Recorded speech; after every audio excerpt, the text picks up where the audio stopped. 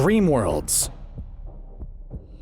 Clown Princes, World War II battles. The cinematic universe of visionary director Christopher Nolan. The famed director of such films like The Dark Knight and Inception is no stranger to big box office spectacles. But his movies go above and beyond common movie fare. Layered within each movie are detailed character studies, philosophies, and themes involving both external and internal worlds.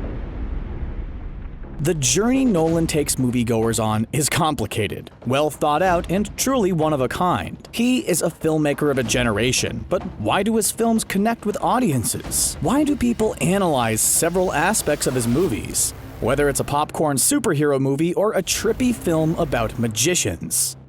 To understand the popularity of his movies, we have to step into the mind of Christopher Nolan, analyzing his characters, worlds, and what draws people in from all across the globe.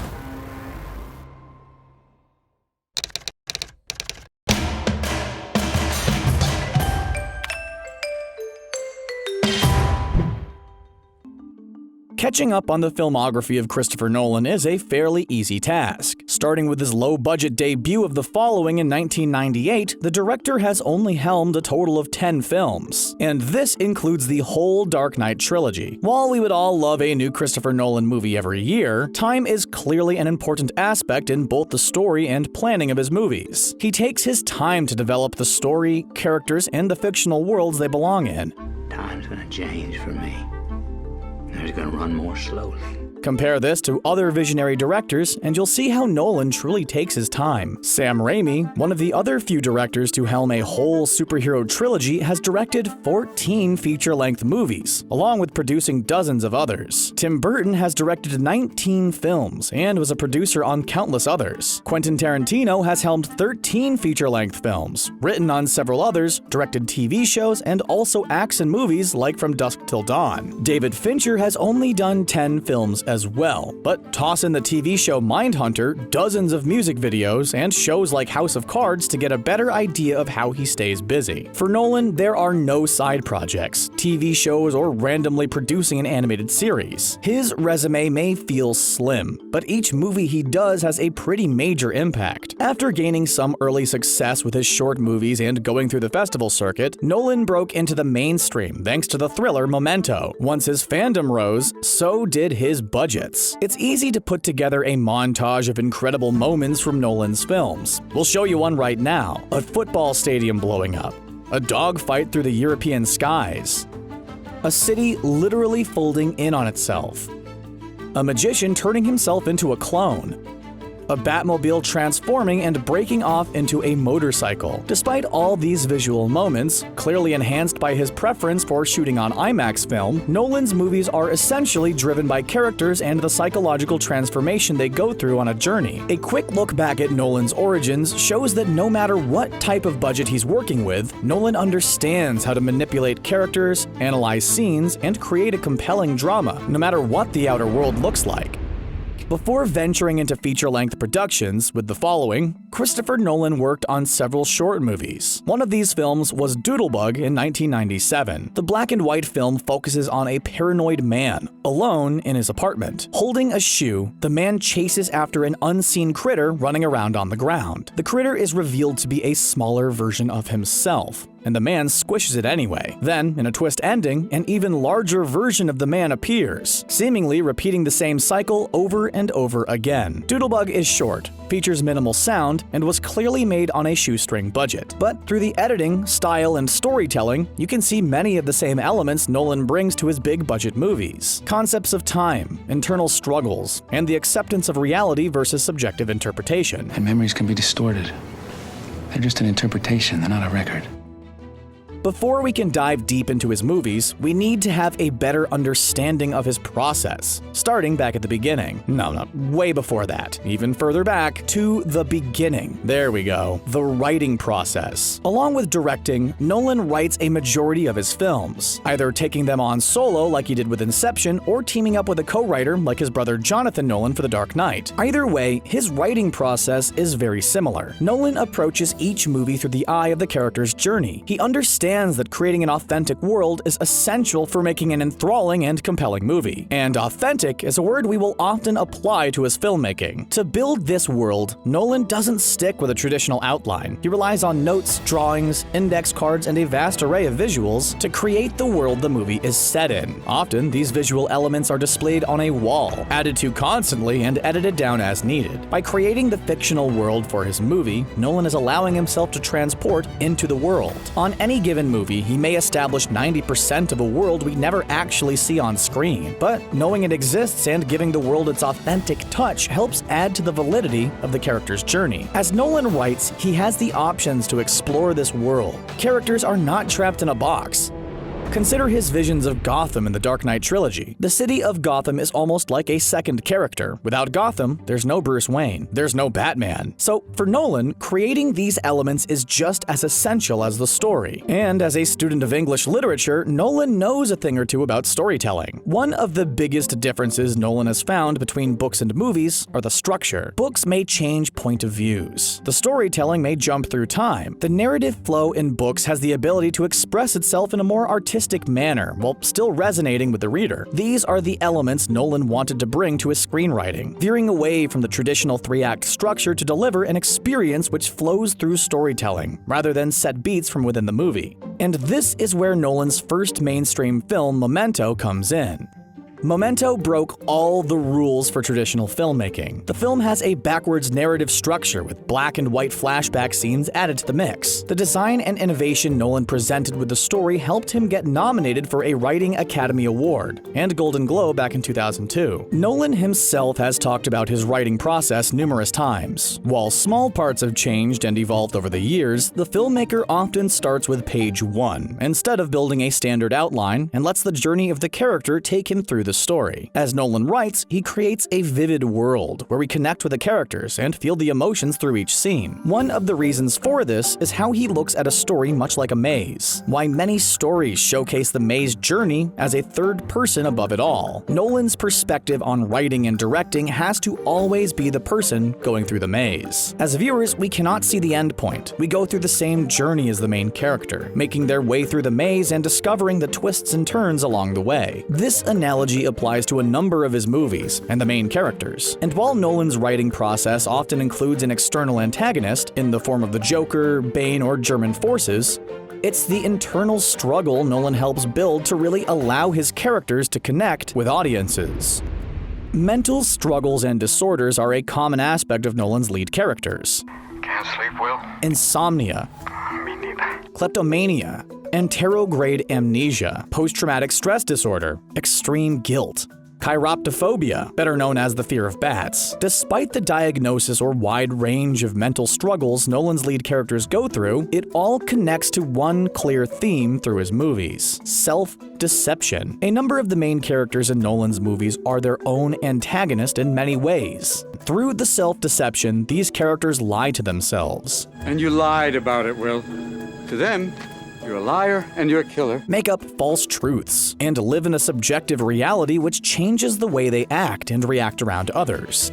Philosophers such as David Pears, Donald Davidson, and Alfred Millet have all come up with different papers and theories on self-deception, the mental process and the acts characters go through to deceive themselves both willingly and unwillingly. Through these same measures, characters put themselves through the self-deception. Let's break this down with some of his most popular movies. Memento is full of self-deception, and Nolan uses the lies and conditions Leonard's in to help deliver mysteries and plot twists throughout the movie. The core of the film, Leonard's dead wife, is the biggest act of self-deception in the movie. Even though she was brutally attacked and sexually assaulted, this was not the case of her death. Leonard was the cause when he injected her with an extra dose of insulin. The self-deception and psychological state Leonard finds himself in truly convinces him that the attack was the cause of the death, and Leonard is a self-proclaimed hero who sets out to find his wife's killer. He truly convinces himself that he's not the one who killed her, and uses deep-rooted self-deception to do it. The anterograde amnesia he suffered was a result of physical trauma, but he uses the disease to his advantage in the way he lies to himself about Teddy, his wife's death, and other details as he seeks a second attacker, who may or may not exist. The same form of self-deception can be found in Nolan's 2002 film Insomnia. Starring Al Pacino, Robin Williams, and Hilary Swank, the movie follows the story of a detective who is being investigated by internal affairs and happens to shoot the fellow detective who was going to testify against him. After suffering through bouts of insomnia, the detective deceives himself with false memories, guilt, and anguish. The psychological harm and torment lasts for so long he becomes unsure whether he purposefully shot the detective or if it was truly an accident.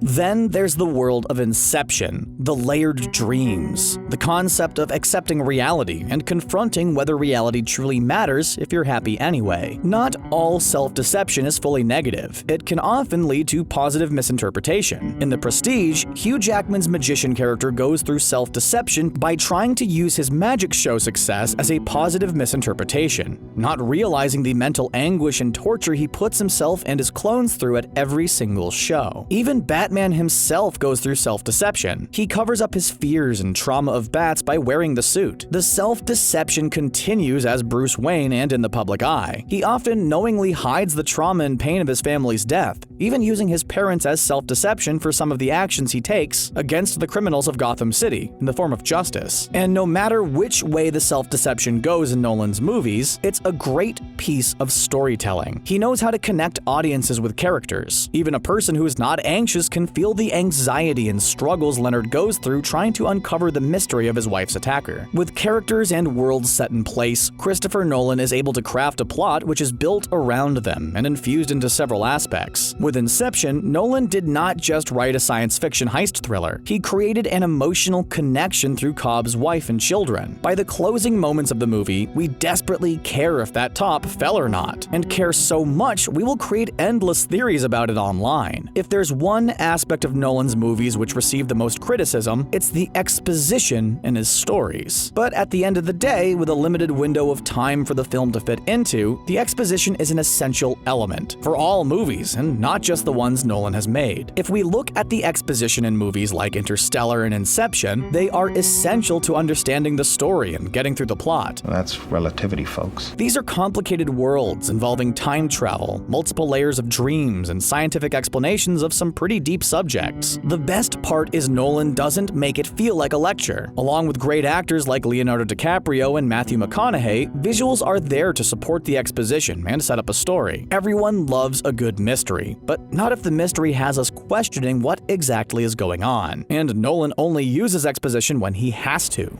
For Dunkirk, we are thrust right into the perils of war. We do not see a round table of politicians discussing attacks, motives, or locations. The movie is completely in the present of the time. Details are delivered by the visuals and small pieces of dialogue. We don't get character backstories, because in the case of Dunkirk, we didn't need them. When Nolan writes, he's also essentially beginning the stages of directing. With a very visual mind, Nolan has created some spectacular worlds over the years. And he has standards when it comes to transitioning from the writer's desk to the director's chair. One of those standards, shooting on film. Nolan almost exclusively shoots on large format IMAX film. One of the few directors to deny the physical medium, you often feel the epic power his films deliver on the big screen. They are meant to be seen on the big screen. His old school taste of mind also supplies to the way he approaches visual effects and designs. In an effort to make his movies feel as real and authentic as possible, Nolan relies on a majority of practical effects for all of his movies. His reasons are twofold. Using practical effects and realistic designs helps make the films feel timeless. As CG effects and technology improve, the age of CG effects may show in a number of films. Just take a look at the monsters in I Am Legend, or The League of Extraordinary Gentlemen, for instance. Years later, the CG stands out, and not in a good way. It immediately pulls the viewer from the story, focusing more on bad effects than the impact they're supposed to have within the context of the story. The second reason is purely personal. Christopher Nolan thinks too many special effects shots or the use of green screens is boring. He would much rather shoot on real sets with real props, even for movies set in outer space. This may be a reason he chose Batman as the superhero franchise he wanted to take on, rather than something with forced CG like Superman and Spider-Man. When Nolan does use CG, it's for a very specific reason, and has great visual impact. Batman's suit, his vehicles, and many of the action sequences are all made with with real props and practical effects. This helps the city of Gotham come to life. The film feels grounded, the emotions feel real, and when things explode, there is real smoke and fire. Take the Joker's hospital explosion in The Dark Knight. Besides a few enhanced windows and details, the explosion was done with a ton of practical movie magic, candy glass, and flying cork pieces. The special effects team built a set meant to explode, and the end result helped make the Joker seem even more crazy and brutal than he would have with green screen effects. Compare this scene with the football stadium implosion in The Dark Knight Rises. Some of the football players clearly have CG edited around them, pulling you from the emotions and reactions to the implosion. And speaking of explosions, many of the beach attack scenes in Dunkirk benefit from the realism used with practical effects placed in the sand. The horrors of the war are made much more real when the impact of each effect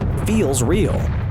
And even with a science fiction film like Interstellar, Christopher Nolan attempted to keep things as grounded as possible. Naturally, scenes involving faraway shots of spaceships or crazy black holes were created with digital effects. But Nolan also included a lot of miniature designs for spaceships. Miniature designs are nothing new in filmmaking. They were used for the original Star Wars trilogy and other blockbuster films like Independence Day and Titanic. In recent years, the use of miniatures has been almost overtaken by CG effects. But a hybrid of the two has the ability to create some spectacular special effects, as seen in Interstellar. Scaled-down miniatures for the Endurance spaceship feature incredible details and could be shot at multiple angles to deliver realistic lighting effects as if the spaceship was actually floating through space. The Endurance miniatures also served for practical effects when sections of the ship had multiple explosions and damage. Nolan's planning and choices, along with the help of an amazing special effects team, helped Interstellar win the Academy Award for Best Visual Effects. Inception, a movie which dives deep into the world of dreams, also focused a lot on practical effects. One of the most impressive scenes in the movie is the rotating gravity-free hotel fight scene. Christopher Nolan guided the production through the building of a physical set, which would rotate as needed and spin a full 360 degrees. The effectiveness of the rotating room and mounting camera really paid off and helped make it one of the more exciting fight scenes in the movie. This is one of the scenes where things would have not felt authentic if the footage was shot on a green screen. And if there's one practical effect Nolan seems to like the most, it's stunt scenes involving water. Water has been used in a number of Nolan's movies, and seems to combine two of his filmmaking ideals: practical effects and personal struggles. The use of water showcases the external feelings many of Nolan's characters face: isolation, desperation, fear, anxiety, and entrapment. Characters trying to desperately escape the water can be seen as a metaphor as their own life weighing them down, with seemingly no escape or room to breathe. The use of water also represents external stress and pressure from the outer world. Nolan uses all of these metaphors to showcase a character's journey and create a compelling action sequence at the same time. Let's look at some of his movies for clear examples. Insomnia, during a chase sequence, Al Pacino's detective Dormer chases Robin Williams' Walter Finch. They reach a logging area on the water, and Dormer falls through the logs, trapped underneath the water, much like he's trapped underneath the burden of guilt building up around him. Inception also features a group of characters trapped underwater, all deep in various layers of dream states. Before the characters even get submerged in the water, we see the slow-motion descent of the van they drive in as it hurtles towards the waters. Once fully submerged, the pressure and intensity only grows, adding a ticking clock and another layer of anxiety-driven drama to the mix. And then there's Planet Miller in Interstellar. Not only do the astronauts have the added pressure of time with 1 hour on the planet equaling 7 years on Earth, but the planet is completely covered in water. As a larger-than-life wave comes crashing down, we lose an astronaut,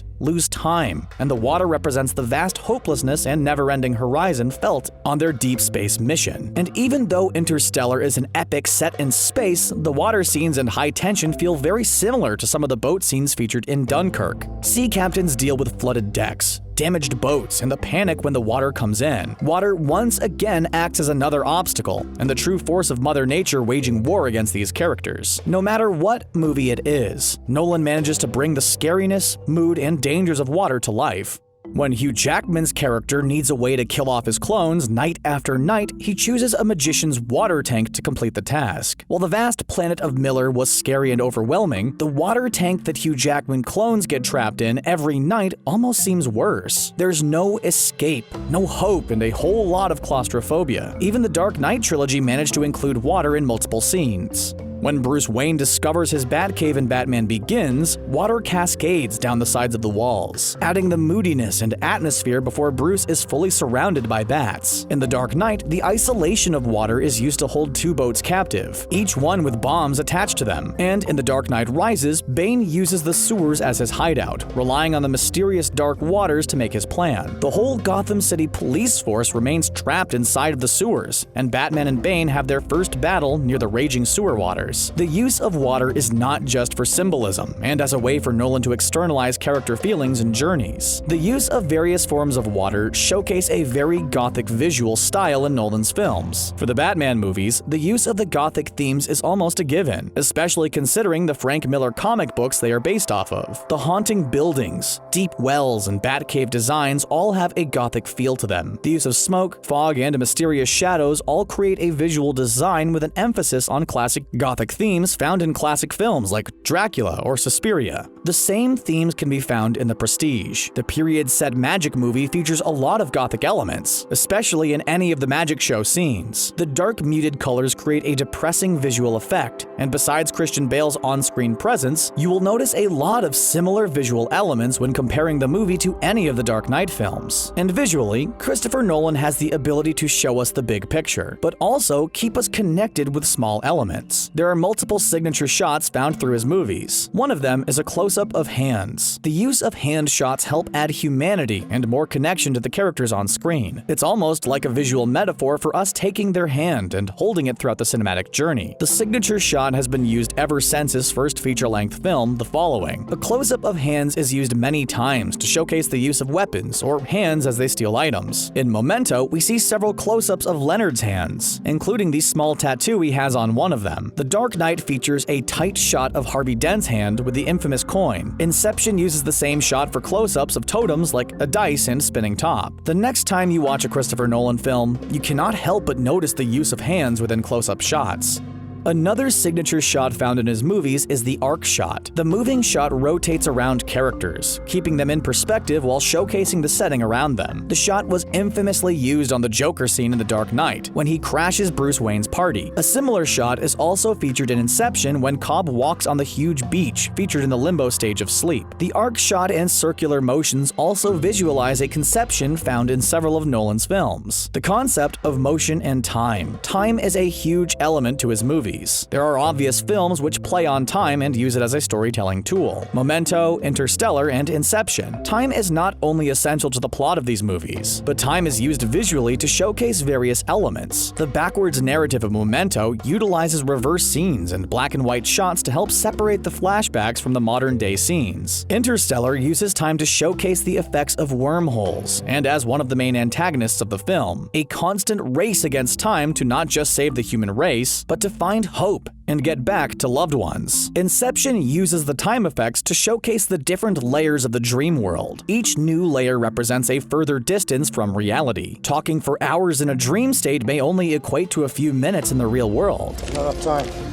No, but there will be enough time down there. Then there's a traditional war movie like Dunkirk, which showcases time in a completely different way. We follow the soldiers on the beach for 1 week, the rescue boats for 1 day, and the fighter pilots in the sky for 1 hour. The non-linear storytelling has become Nolan's trademark through his movies. With Dunkirk specifically, Nolan set out to create a subjective experience so we could view and understand what each of the soldiers went through depending on their war experience. The timeline all culminates with the end of the battle and intersecting storylines involving the characters. Playing with time, showcasing time travel, and manipulating narratives are all hard enough on their own, but somehow Nolan has managed to avoid major plot holes or questions involving the legitimacy of his films and the way time is represented in them. He does that.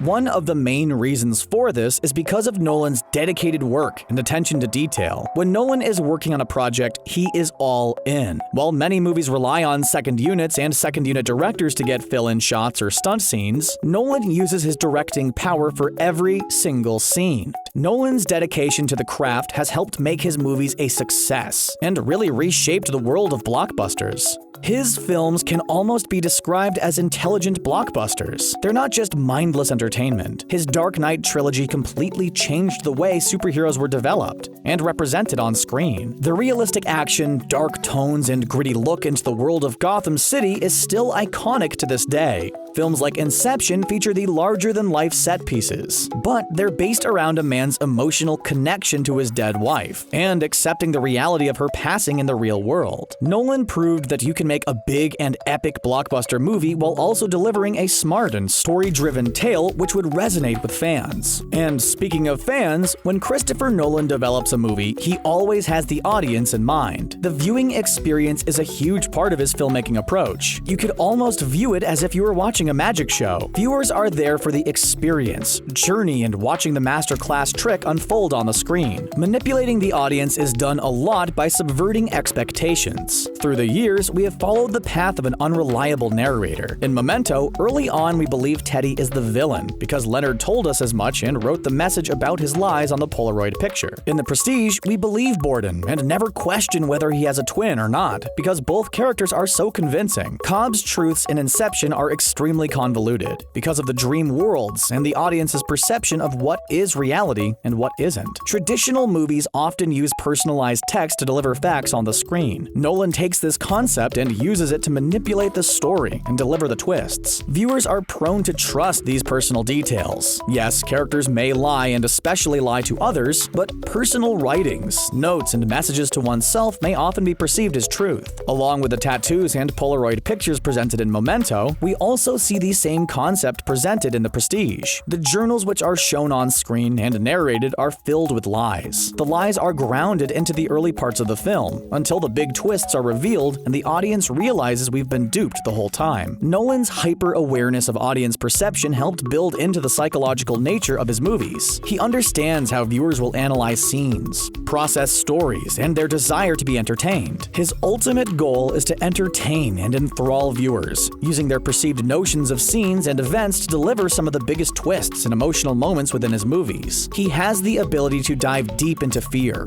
of water, fear of loneliness, fear of chaos, fear of control, and fear of reality. No matter if you feel these same fears in your everyday life, Nolan has a way of connecting with audiences, and when Nolan creates stories and films, he always imagines them on the big screen, hence the IMAX film cameras he prefers. He has stated many times before he's not interested in creating a movie for Netflix, and feels like his films are best experienced through the theater. And as we reach our final act into the mind of Christopher Nolan and his filmmaking process, we will learn about one of his writing and filmmaking trademarks.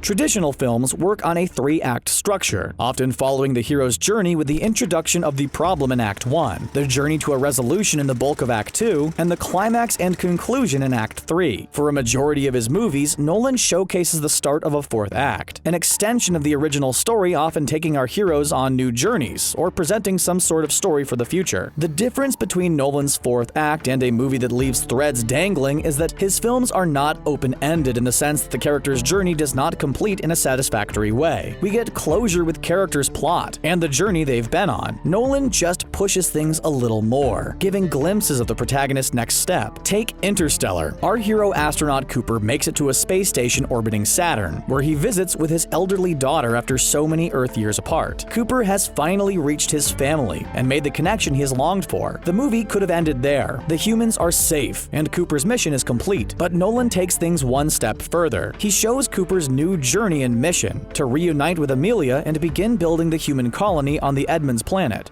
The Dark Knight also uses a similar 4th act structure. Batman has saved the day and defeated the Joker, but his symbol as a hero is brought into question. The film could have ended with a dramatic shot of Commissioner Gordon taking an axe to the bat symbol, but it cuts away one more time to show Batman, all alone, riding off on his bat cycle to the unknown. Of course, the film was followed up with a sequel, but the standalone ending of this one showcased how Batman's journey was far from over. In The Dark Knight Rises, we got an even bigger 4th act. Sure, there's the mystery mystery behind Bruce Wayne and Selina Kyle chumming it up at a cafe, but the real fourth act is with Detective John Blake. We learn his legal name is Robin John Blake, and Wayne has given him the Batcave in his will. The fourth act is the future of Batman, more as a symbol than a man, as it appears Blake will take the mantle of our hero. Inception also executes the fourth act just as well, creating one of Nolan's most talked about movie endings ever. After arriving back home, Cobb reunites with his father-in-law and 2 children. He spins the totem top to discover if he's in a dream world or not, but decides it doesn't matter. He's with his children. The camera closes in on the top and cuts away just as it starts to wobble a little. Even with the ambiguous ending, the main plot of the movie still completed. Characters made their way out from the various levels of dream states. The mission was accomplished, and Cobb got what he wanted.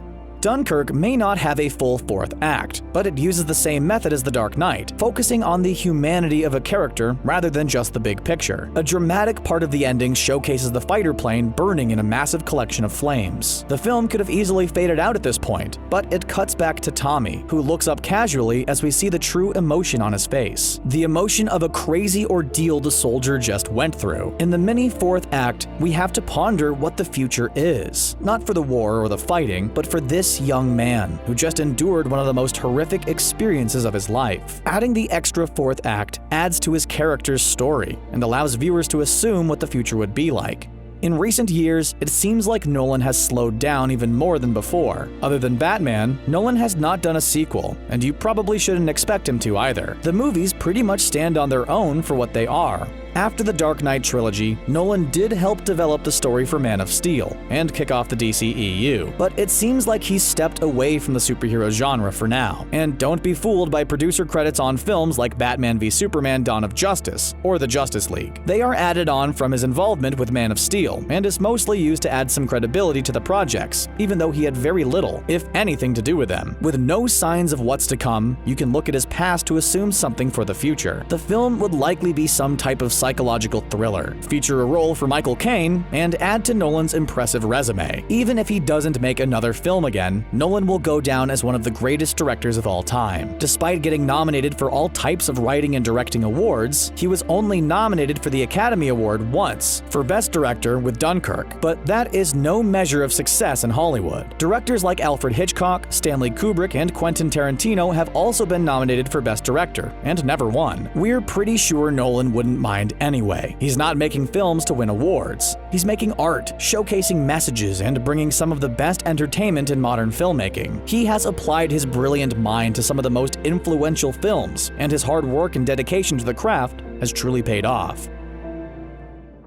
So, what's your favorite Christopher Nolan film? What should he make next? Let us know in the comments section below. Don't forget to like this video, share it, and subscribe to ScreenRant on YouTube so you can stay up to date with our awesome videos. Thanks for watching.